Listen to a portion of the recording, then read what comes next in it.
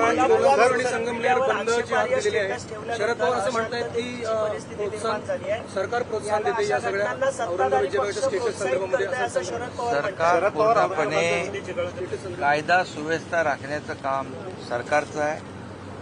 गृह विभाग आणि आमचे पोलीस सातत्याने आम्ही त्यांच्या संपर्कात आहोत. गृहमंत्री आहेत, मी स्वतः आहे आणि परिस्थिती पूर्णपणे नियंत्रणात आहे. सरकार या राज्यामध्ये शांतता आणि कायदा सुव्यवस्था अबाधित राखण्याचं काम करते आहे.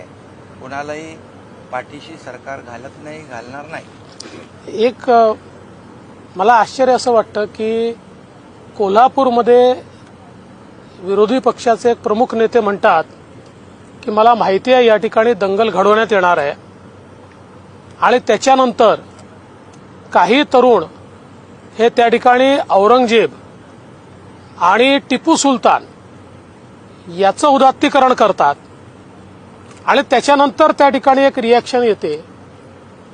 या विधानाचा आणि या घटनांचा काही संबंध आहे का?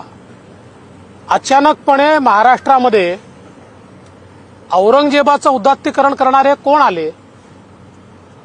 कोण यांना फूस लावताय? कोण अशा प्रकारचं उदात्तीकरण करण्याकरता त्यांना सांगताय? याची देखील चौकशी आम्ही करतोय. काही गोष्टी आम्हाला त्यातल्या समजत आहेत, पण सगळी चौकशी झाल्यानंतर त्या संदर्भात काही गोष्टी मी सांगेन. पण मी निश्चितपणे सांगतो की अचानकपणे अशा प्रकारे वेगवेगळ्या जिल्ह्यांमध्ये औरंगजेबाचं आणि टिपू सुलतानचं उदात्तीकरण सुरू होणं हे काही सहज होत नाही. हा कोइन्सिडन्स नाहीये.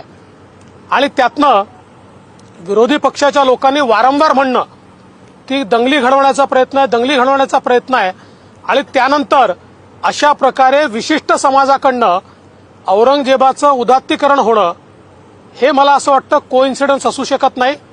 त्यामुळे निश्चितपणे याच्या खोलात जावंच लागेल.